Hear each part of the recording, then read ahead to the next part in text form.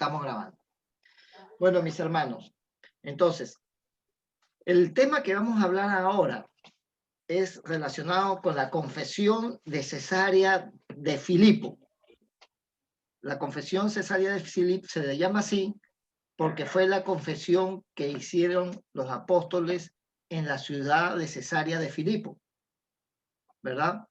Este es un mensaje que tiene varias connotaciones muy, muy importantes, de verdad que son importantes para aquella época y importantes para esta época, para hoy también es sumamente importante porque nos identifica, nos consolida, ¿verdad? En nuestra vida cristiana como creyentes, ¿verdad? En seguidores de Jesús, ¿no? Entonces vamos a abrir nuestras Biblias y vamos a buscar el libro de Marcos, el capítulo 8, de los versículos 27 al 30. Marcos 8, del 27 al 30. Ok. Voy a leerles Marcos 8, del 27 al 30. Amén, mis hermanos.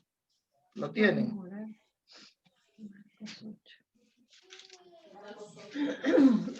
Marcos capítulo 8, de los versículos 27 al 30. Esta es la palabra de Dios. Dice así la palabra de Dios.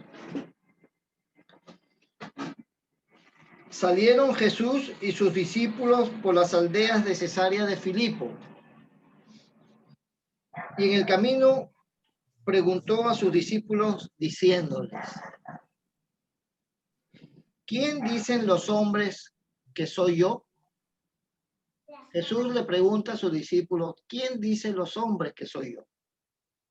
Ellos respondieron: unos Juan el Bautista, otros Elías, otros algunos de los profetas. Entonces él les dijo: ¿y vosotros, quién decís que soy? Respondiendo Pedro le dijo: tú eres el Cristo. Wow. Pero él les mandó que no dijeran esto de él a ninguno. Amén. Gloria a Dios. Vamos a orar para que el Señor nos guíe, nos dé dirección, nos dé entendimiento. Padre Santo, Señor, Dios Todopoderoso, oh Señor, Creador de todo, Señor. Tú que eres omnisciente, omnipotente, omnipresente, Señor. Tú que estás ahora en medio de todos nosotros, Señor. Te pedimos, Padre amado, que traigas sabiduría, conocimiento, discernimiento, entendimiento del mensaje que tú hoy traes para nuestras vidas, Padre amado. Te pedimos también, Señor, que traigas inspiración, Señor, de tu palabra. Que pongas en tu corazón, en mi corazón, que pongas en mi boca, Señor, el mensaje que tú quieres darnos hoy, Señor. Estamos expectantes, Señor.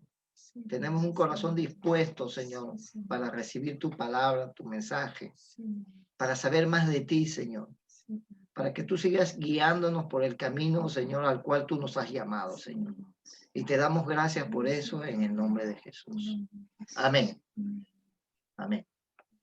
Aquí hay alguien que está solicitando entrar. Es el hermano. Sí. No sé, Sebastián Padrón. Sí, es Anderson. Sebastián Padrón, ese es el... Ya, un segundo, ¿ya? Ok, seguimos entonces. La idea central de este estudio, de este tema es, ¿verdad? Saber quién es realmente Jesús y cómo Él, ¿verdad? O sea, poder darnos cuenta cómo nosotros lo vemos a Él y cómo Él se ve, cómo Él se identifica, ¿verdad? Cómo Él nos dice quién es. Porque nosotros leemos la palabra de Dios y muchas veces interpretamos quién es Él, ¿no? Y leemos Juan y decimos, él es el verbo, Él es la palabra, ¿verdad? Desde el principio Él está y Él es con Dios y todas esas cosas. Pero Jesús, ¿cómo se hacía llamar? ¿Verdad? ¿Cómo él quería que la gente lo llamara? ¿Y cuál era la razón por la cual Él lo hacía así?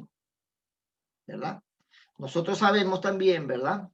Que como creyentes, como hijos de Dios, ojo, el fundamento que tenemos nosotros como iglesia es este pasaje, ¿verdad? Iglesia es el cuerpo de Cristo, iglesia somos nosotros, ¿verdad? Pero ¿quiénes somos nosotros como iglesia? Somos los que fundamentamos nuestra fe en esta creencia. Y este versículo que he leído es el fundamento, ¿verdad? Del creyente, es el fundamento del que, el que es iglesia. El cuerpo de Cristo está fundamentado, ¿verdad? En todos aquellos que creen que Jesús es el Cristo, el Hijo del Dios viviente. Eso ya lo sabemos porque lo hemos hablado antes, ¿verdad? Pero también hay otras verdades que vamos a conocer en este pasaje, ¿verdad? Entonces, vamos a conocer un poco más de Jesús, ¿verdad? De lo que Jesús quería, o sea, Jesús hace Jesús hace como que dice, hace un paréntesis, ¿verdad? En su ministerio y hace una evaluación para él poder ver cómo está avanzando su ministerio, ¿verdad? Él ya tiene tiempo predicando, ya tiene tiempo enseñando, ya tiene tiempo haciendo milagros y ahora él se detiene, ¿verdad? Para hablar con sus discípulos y a preguntar, ¿verdad? A hacer un sondeo, a ver cómo está la situación, cómo va avanzando la situación, ¿verdad? Entonces, con estos versículos que hemos leído, estamos llegando al punto central de todo el Evangelio, ¿verdad? En este caso, como estamos trabajando con el Evangelio de Marcos, podemos decir, ¿verdad? Que el que escribe este Evangelio, ¿verdad? No voy a decir que es el apóstol, porque no, Marcos no era apóstol, ¿verdad? Sino el evangelista, ¿verdad? Ve necesario incluir ya en esta etapa de su evangelio este pasaje, ¿verdad? Entonces, por eso hay que leerlo con cuidado y mucho detenimiento, porque es muy importante. Es muy importante, ¿verdad? Es corto, son 27, 28, 9, 30, son 4 versículos nada más, ¿verdad? Pero qué importantes son esos 4 versículos, porque esos 4 versículos pueden ser el antes y el después, porque es ahí, ¿verdad? Es ahí cuando los apóstoles, ¿verdad? Tienen la revelación de Dios para darse cuenta que Jesús era el Mesías. Ahí es cuando ellos realmente declaran, cuando Dios trae inspiración, ¿verdad? A Pedro, ¿verdad? Y a todos ellos, porque Pedro hablaba por ellos, ¿verdad? De que él era el Mesías, ¿verdad? Él era aquel, ¿verdad? Que en la profecía se mencionaba por muchísimos años, ¿no? Isaías, todos ellos lo mencionaban. Entonces, no es la culminación del ministerio porque todavía había mucho que hacer, ¿verdad? Pero era algo importante, ¿no? Había llegado el momento de detenerse, ¿verdad? Y a ver, y evaluar cuánto realmente, ¿verdad? Ellos habían comprendido de ese ministerio, ¿no? Entonces, con esto, ¿verdad? Podemos seguir avanzando, ¿verdad? Y darnos cuenta, ¿verdad? Que los discípulos, después de un tiempo de haber tenido ese corazón endurecido, porque era normal, ellos también eran personas que habían salido del mundo, ¿verdad? Ellos también experimentaban, ellos estaban viviendo ahí, ¿verdad? Y no era tan fácil, aun cuando ellos veían milagros, prodigios, maravillas, enseñanzas, nuevas cosas. Oye, ¿qué quiere decir con esto? Unas enseñanzas que de repente eran completamente diferentes a lo que ellos habían venido escuchando cuando iban a las sinagogas o escuchaban a los fariseos, a los escribas, ¿no? Entonces era como algo muy revolucionario, ¿verdad? Un cambio total, una forma de ver completamente diferente a Dios, ¿no? Entonces ellos todavía ellos estaban en ese proceso, como estamos nosotros ahora, ¿verdad? Ellos no había nada diferente. Es más, yo pienso, y no me malinterpreten, yo pienso que nosotros estamos en mejor posición que ellos. ¿Y saben por qué? Porque el Espíritu de Dios está en nosotros. Claro. Porque el Espíritu Santo está con nosotros. En ellos no estaba el Espíritu Santo. Claro, en ellos estaba Jesús, estaba Dios ahí al lado, ¿verdad? Pero dentro de sus vidas no estaba todavía el Espíritu Santo, ¿no? Entonces, era como, no era fácil para ellos, ¿no? Como no es para nosotros. Para nosotros no es fácil tampoco. No digamos que tenemos ya todo ganado. Estamos ahí en ese proceso, estamos trabajando, estamos operando, ¿no? Estamos trabajando en eso.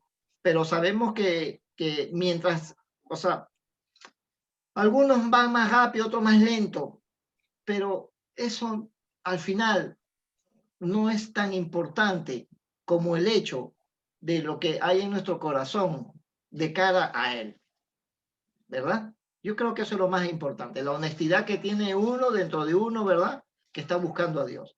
Algunos tendrán unos talentos que los hacen leer más, estudiar más, ¿no? Ser más dados a la lectura, porque eso es un talento, porque hay personas que les gusta leer, ¿verdad? Y leen más. Hay otras personas que son más visuales, que lo que les gusta es mirar, ¿no? Entonces ellos captan más las cosas cuando están viendo, o otros escuchar, ¿no? Entonces hay todo tipo, ¿no? Entonces bueno, eso lo podemos, lo entendemos y Dios, yo sé que Dios lo valora mucho, ¿no? Entonces, volviendo al tema, ¿verdad? Y sabemos ya, porque esta es una palabra que lo hemos escuchado un montón de veces, ¿no? De que cuando hubo esas preguntas, ¿verdad?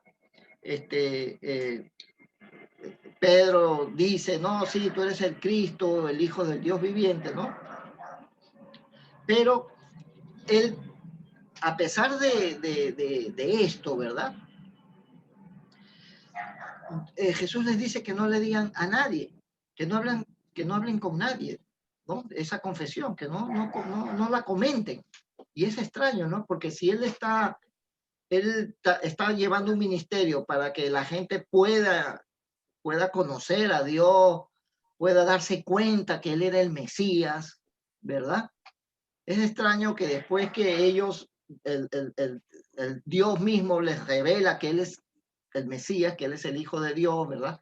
Que él es Dios hecho carne, él le dice, bueno, está bien, ya, callen, no digan nada. Entonces es extraño, ¿no? Pero esa provisión, ¿verdad? Significaba que todavía, lo que pasaba que todavía ellos, ¿verdad? Si bien habían tenido esa revelación de que Jesús era el Mesías, ellos todavía no tenían la idea clara de eso. Ellos todavía estaban en ese proceso de maduración. ¿Por qué? Porque ellos venían por muchos años, ¿verdad? Escuchando, viendo la profecía, escuchando la interpretación de la profecía de que el Mesías que iba a venir de la casa de David iba a traer prosperidad al pueblo judío, un pueblo que por miles de años, ¿verdad? Estuvo en cautiverio. Por muchos años, ¿verdad? Ellos estuvieron en cautiverio con los persas, los romanos, ¿no?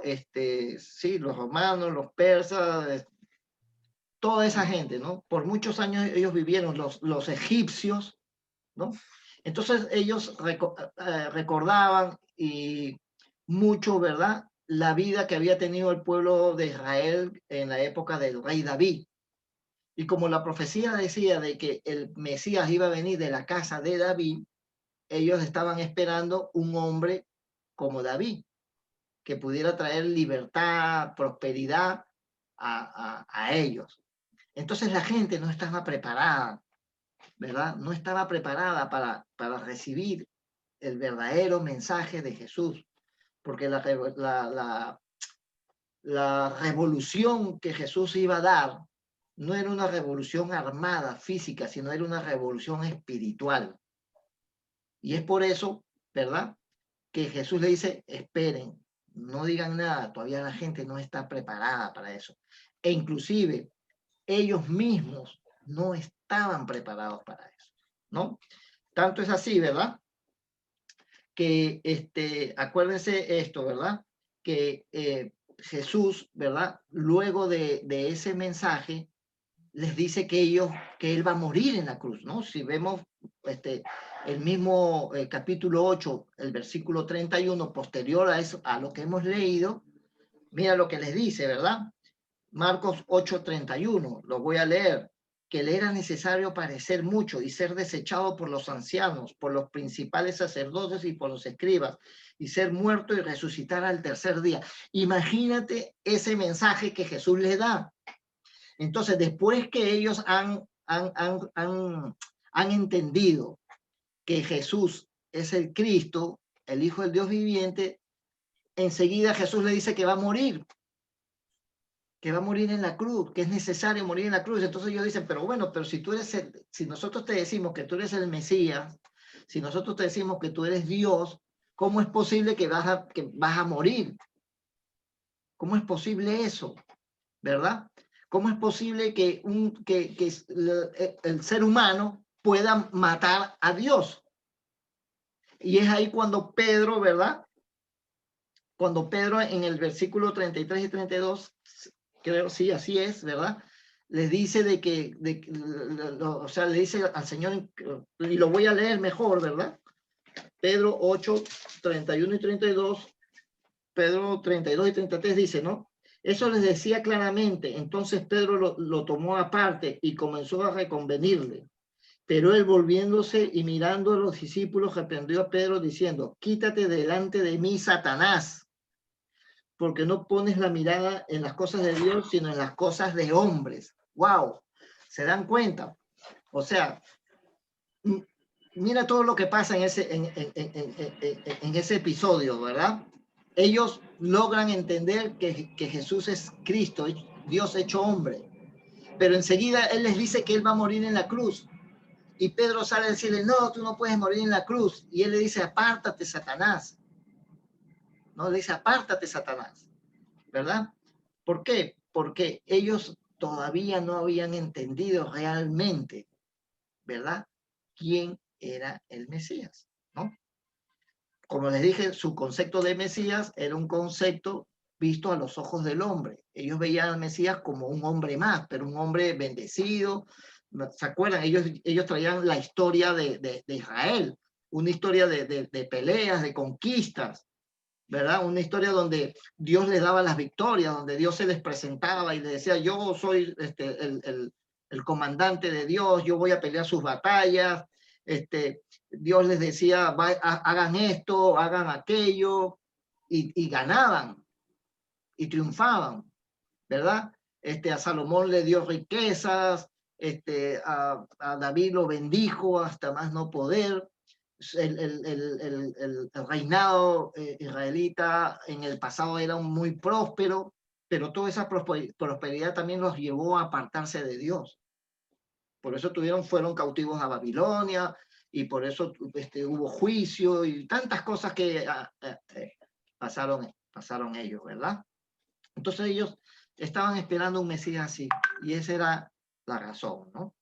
Entonces, si vamos a empezar con el versículo 27, que dice, ¿verdad? Y salieron Jesús y sus discípulos por las aldeas de Cesarea, ¿no?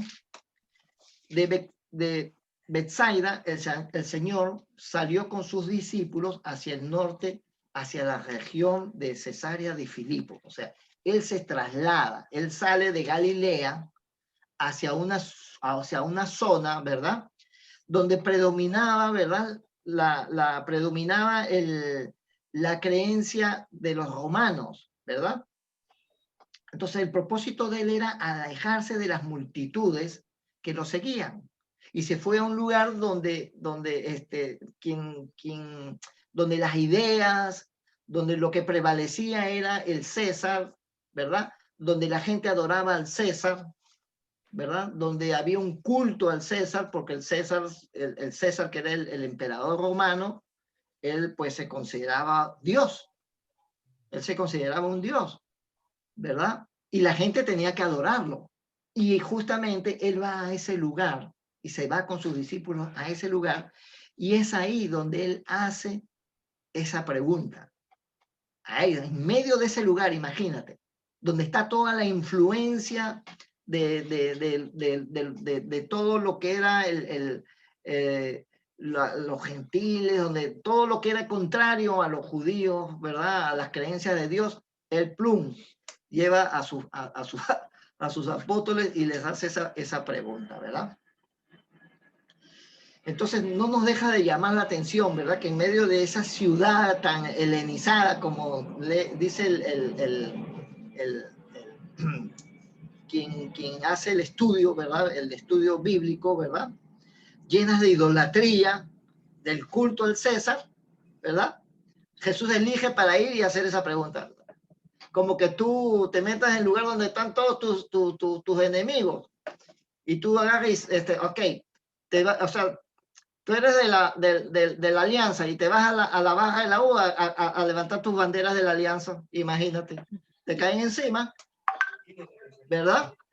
Bueno, así pasó, imagínate, ¿no? Jesús va a una ciudad que adoraba al César y hace esa pregunta, ¿no? Cuando a lo mejor todos deberían estar calladitos, así, tú sabes, oye, mira, que nadie se dé cuenta que somos cristianos porque aquí nos caen a palos a todos, ¿verdad? Entonces, así pasó. Él los llevó para allá, ¿no? Entonces, fíjate que esa ciudad, Cesarea, su nombre era en honor al César. Mira hasta dónde llegaba, ¿no? ¿Cómo sería el culto que había ahí en esa ciudad, ¿no? Había un templo de la divinidad del César y todas esas cosas. Era una cosa loca, ¿verdad? Entonces, ahí él hace esa pregunta y los apóstoles le dicen, ¿no? Le dicen quién es él. ¿Quién es él, verdad? Y uno se preguntaría, ¿no? ¿Cómo ellos pueden llegar a esa conclusión de que él es el Hijo de Dios, ¿verdad? El Cristo, y conociendo el origen de él, ¿no? Como, ¿no? Un simple carpintero, un hijo de carpinteros de un pueblo insignificante de Galilea, ¿verdad? Pudiera ser el mismo Hijo de Dios. ¡Wow! Es tremendo, ¿verdad? O sea, no es fácil. Fíjate que muchas veces uno en su hogar, yo no he nacido en una familia cristiana. Yo no me he levantado en un hogar cristiano. Yo me he levantado en un hogar católico. Y todavía tengo una lucha con muchas familiares que están con la Virgen y todas esas cosas. Pero bueno, ok, ¿verdad? Yo he sido un hombre que por la misericordia de Dios, ¿verdad? Por la gracia de Él, yo he sido convertido. Pero muchas personas conocen mi pasado, saben de mi pasado, saben que yo he sido un hombre de pecado. Y ahora me ven en estos caminos y muchos no creerán. Muchos dirán, es un parlachín, ¿no? O sea, dudan de lo que yo soy, dudan del mensaje, ¿verdad? Siempre están sacando a relucir lo que yo era antes, no lo que soy ahora, ¿verdad? Entonces, probablemente con Jesús pasaba igual, ¿no? Que sacaban a relucir su pasado. Entonces cuestionaban su ministerio, ¿no? Y ahí viene la pregunta que él dice en el versículo 27, ¿quién dicen los hombres que soy yo? ¿Verdad? A mí me encanta este pasaje, esta parte, porque el Evangelio de Mateo lo dice un poquito diferente. El Evangelio de Mateo dice, ¿quién dicen los hombres que es el Hijo del Hombre? Y nos vamos a detener ahora aquí. ¿verdad? Jesús se hace llamar el Hijo del Hombre, ¿verdad? Algunos lo llaman el Hijo de Dios, otros lo llaman el Mesías. Y este es el punto donde yo quiero llegar. Aquí yo quiero que mis hermanas pongamos mucha atención. Probablemente, y lo más seguro es que Dios ya ha revelado en ustedes lo que les voy a decir. Gloria a Dios. Pero para los que aún estamos en el proceso de tener esa revelación, esta es la palabra. ¿Ok? Entonces, cuando pensamos en Jesús, ¿verdad? Pensamos en su nombre Jesucristo, ¿verdad? Todos decimos Jesucristo, es cierto, ¿verdad? Oye, Jesucristo, Jesucristo, Jesucristo, Jesucristo. Sin embargo, ¿verdad? Cuando nos detenemos a analizar el nombre de Jesucristo, nos damos cuenta que ese no es su nombre. Jesucristo no es su nombre. Suena duro, ¿eh? Suena como, oye, revelador, pero ese no es su nombre, ¿verdad? Su nombre es una combinación, o sea, Jesucristo es una combinación de nombre y título supremo que él lleva en el Nuevo Testamento. En el Nuevo Testamento es una combinación de su nombre y su título, ¿verdad? El nombre o la palabra Cristo corresponde a la palabra antigua del Nuevo Testamento Mesías, ¿verdad? Y de todos los títulos dados a Jesús en las Escrituras, el que ocupa el primer lugar es ese.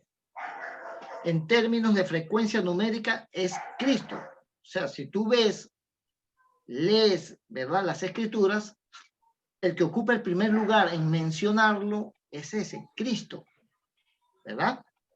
Cristo. Es el que más veces se menciona. Y se utiliza tan a menudo en combinación con su nombre que hemos llegado a pensar que su nombre es Jesucristo. Y su nombre no es Jesucristo, ¿verdad? Pero literalmente lo que se está diciendo es Jesús Mesías. Cristo significa Mesías. Entonces, cuando tú dices Jesucristo, tú dices Jesús el Mesías, ¿verdad? ¿Me siguen? Y Jesús en hebreo significa Yahweh salva. Yahweh salva significa Jesús en hebreo. Entonces, si hacemos la combinación, sería Yahweh salva el Mesías. Imagínate, ¿no? Cuando exploramos la palabra de Dios desde la fuente original, descubrimos muchas cosas. Y cuando descubrimos esas cosas, nosotros empezamos a darle la verdad, el verdadero poder a la palabra de Dios. ¿Verdad? Nosotros entonces ahora de en adelante, cuando nosotros decimos Jesucristo, nosotros estamos diciendo, Jesucristo, tú eres el Mesías. ¿Verdad? Y cuando decimos Jesucristo, le decimos, tú Dios, Yahweh, sálvanos, Mesías. O tú Dios, Yahweh, Mesías, ya me salvaste. ¿Verdad? Entonces, no estás siendo un simple repetidor de las cosas, sino estás hablando las cosas con fundamento y con conocimiento. Es diferente mencionar algo por mencionarlo y decir algo que realmente eres consciente de lo que estás diciendo. Cuando tú eres consciente de lo que estás diciendo y es una palabra de poder, esa palabra va a entrar con poder a ti y la vas a soltar con poder, ¿no? Cuando tú le dices, Jesús te salva, tú estás diciendo, Yahweh, Dios te está salvando, ¿verdad? Cuando tú le estás diciendo, Cristo venga a ti, dices, el Mesías viene a ti. ¿Cierto, mis hermanos? Entonces, eso es importante que nosotros lo sepamos, ¿no? Entonces, en esa combinación de nombre y título, realmente, ¿verdad? Encontramos realmente la más antigua confesión de la comunidad del Nuevo Testamento, en la medida que la Iglesia del Nuevo Testamento acoge a Jesús como el Mesías tan esperado, ¿no? Entonces, aquí vemos que hay una una confesión, una verdadera confesión de quién es Jesús, ¿verdad? Es Dios, es Yahweh que salva, ¿verdad? Y es el Mesías que viene a hacer la obra. El Mesías que tanto esperaban, ese Mesías que tanto habló la profecía en el Antiguo Testamento, es él, es Dios, ¿verdad? Fíjate que el libro de este mismo pasaje en Marco dice, ¿quién dice soy yo? Él también se está mencionando como el yo soy, ¿verdad? Dios, cuando se le preguntó Moisés quién era él en medio de la zarza ardiente, ¿qué dijo? El yo soy. Y aquí Jesús está diciendo, yo soy, ¿quién soy yo? ¿Qué dicen los hombres? ¿Quién soy yo? ¿Ah?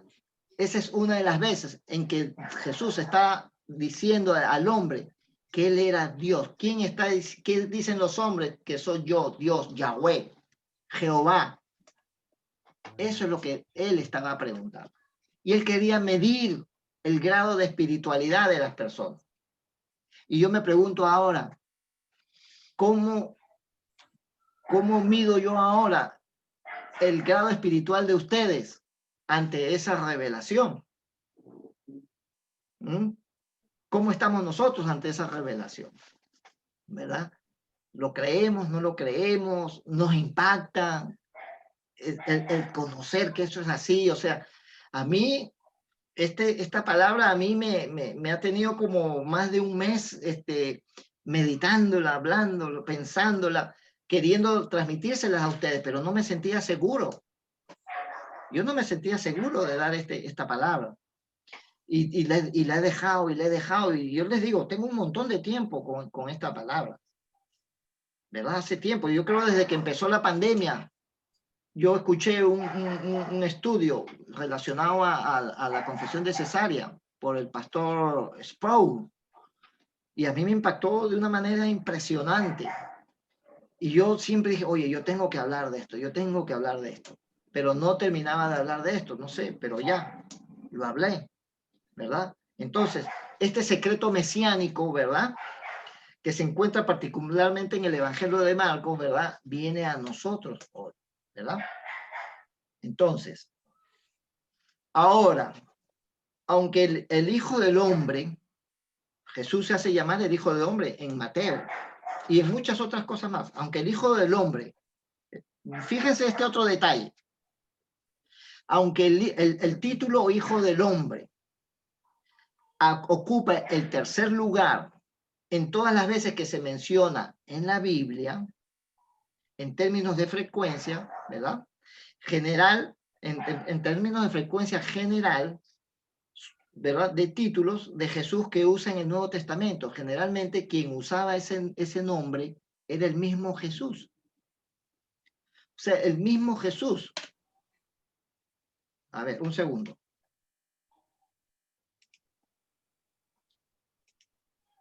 Ya, si salimos, volvemos a entrar. El mismo Jesús se hace llamar el Hijo del Hombre, ¿verdad? Entonces, el número de frecuencia numérica en términos de uso del título de Jesús para sí mismo era el Hijo del Hombre, ¿verdad? El término que más utilizaba Jesús era el Hijo del Hombre. Él se hacía llamar el Hijo del Hombre. Él no se hacía llamar el Hijo de Dios. Él no se hacía llamar el Mesías, ¿verdad? Cuando él se refería a él, decía, ¿qué dicen los hombres del Hijo del Hombre? Marcos dice, yo soy de Dios, ¿verdad? Parecía que él rechazaba o alejaba la idea del título de Mesías, ¿verdad? Y la respuesta habitual era que el pueblo en la misma época de Jesús tenía una reacción febril contra su expectativa de la venida del Mesías. O sea, había una razón también, ¿no?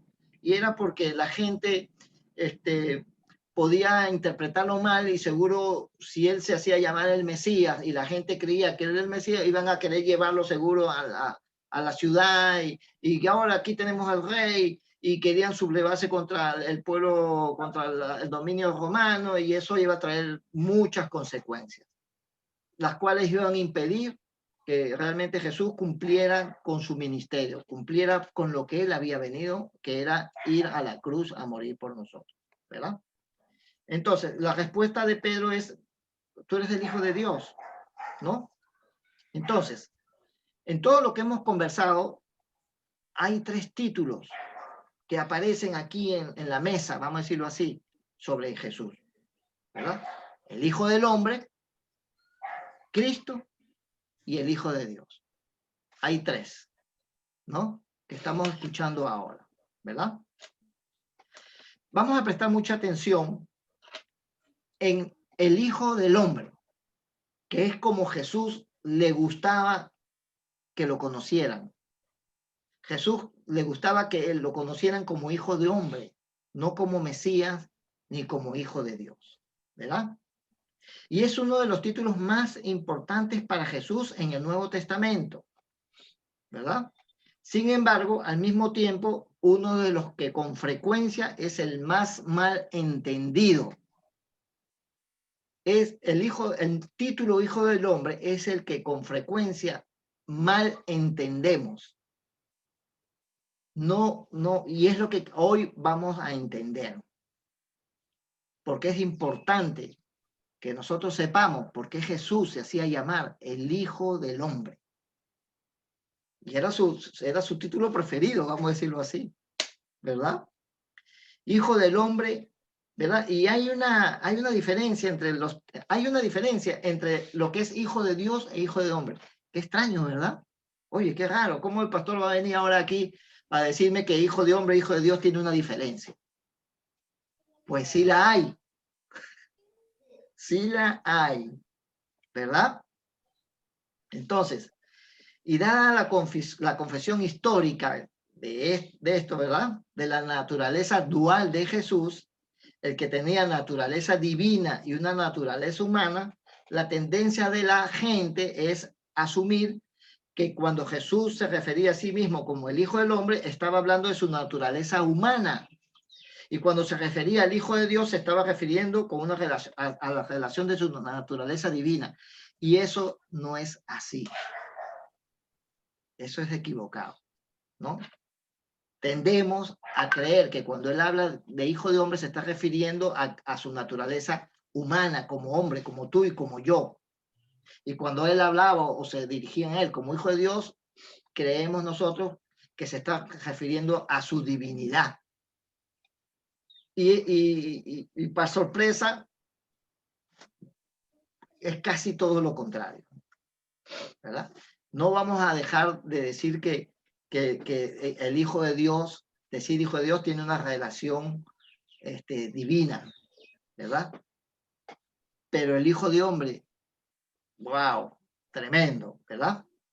Entonces no es tan simple como parece, porque ambos títulos tienen entre ellos elementos que hacen referencia a su deidad y a su humanidad. Es un poquito complicado, pero yo sé que Dios nos va a dar sabiduría y nos va a dar entendimiento para darnos cuenta. El título Hijo de Dios se da en primera instancia en las Escrituras a quienes manifiestan obediencia al Padre. Todo aquel que manifiesta obediencia al Padre, a Dios, es un hijo de Dios. Ustedes son unos hijos de Dios. Yo soy un hijo de Dios. Nosotros prestamos obediencia a Dios, ¿verdad? Prestamos obediencia a la palabra de Dios, ¿cierto? Entonces nosotros somos sus hijos, ¿verdad? Manifestamos obediencia, la filiación que se define aquí, ¿no? En su mayor parte, no en términos biológicos, sino en términos de estar de acuerdo con la sumisión y los aspectos similares. O sea, nosotros no somos hijos de Dios, ¿verdad? Por nuestra filiación biológica, sino por nuestra filiación espiritual, ¿verdad? Amén. Porque nosotros creemos en su palabra y nos dejamos llevar por él, ¿verdad? Y aquí dice que recordemos, ¿verdad? Que Jesús mismo les dijo cuando Jesús tuvo un enfrentamiento, ¿verdad? Con los fariseos, ¿qué les dijo, verdad? Ustedes afirman ser hijos de Abraham, ¿no? Les respondió Jesús. Y le dice, ustedes son hijos de Satanás, ustedes son hijos de aquel a quien obedecen.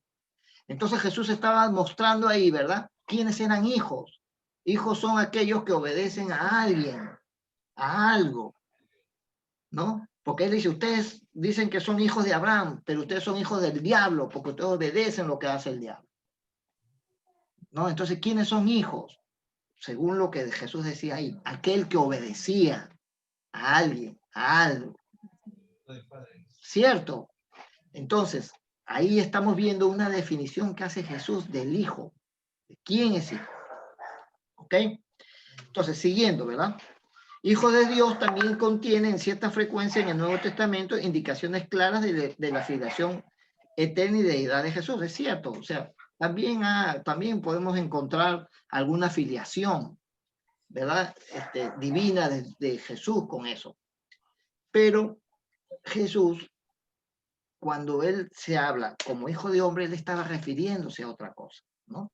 Este título de hijo de hombre, ¿verdad? Es al que debemos prestarle atención, ¿verdad? Cuando lean los evangelios, tanto, ¿no? En el Nuevo Testamento, ¿verdad? Y en todas las veces, menos en 3, todas, mira, en el Nuevo Testamento, en todas las veces que aparece el título hijo del hombre, solamente 3 no son dichas por Jesús. Todas las demás fueron mencionadas por Jesús, de los labios de Jesús. Y esto se refiere, fíjate, aquí viene el punto, y esto se refiere a la visión del Antiguo Testamento que fue escrita por el profeta Daniel. De ahí viene que Jesús utiliza el término hijo del hombre, ¿verdad? Por esa visión que tuvo el profeta Daniel, donde Daniel tuvo una visión en el interior de la corte celestial de Dios, donde vio al anciano de días entronado y fue establecido en juicio. Y si nosotros vamos a Daniel, capítulo 7, versículo 13 al 14, se los voy a leer. Miren lo que dice Daniel 13, 14 y 7. Dice así la palabra de Dios. Miraba yo en la visión de la noche, y he aquí con las nubes del cielo venía uno como el Hijo del Hombre, que vino hasta el anciano de días, y le hicieron acercarse delante de él, y le fue dado dominio, gloria y reino, para que todos los pueblos, naciones y lenguas le sirvieran.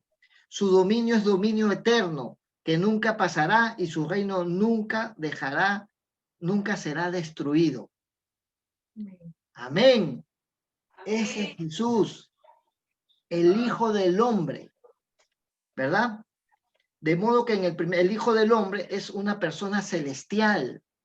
El Hijo del Hombre es una persona celestial. El título Hijo de Hombre lo decía Jesús porque él era celestial, ¿verdad? Una persona celestial que desciende a este mundo. Jesús venía a este mundo. Por eso él decía, yo soy el Hijo del Hombre. Yo he venido a este mundo. Yo vengo de los lugares celestiales acá. Cuyo papel principal, ¿verdad? En su visita a esta tierra es la del juez celestial, la de darnos salvación, la de darnos vida eterna, ¿verdad? La de redimirnos,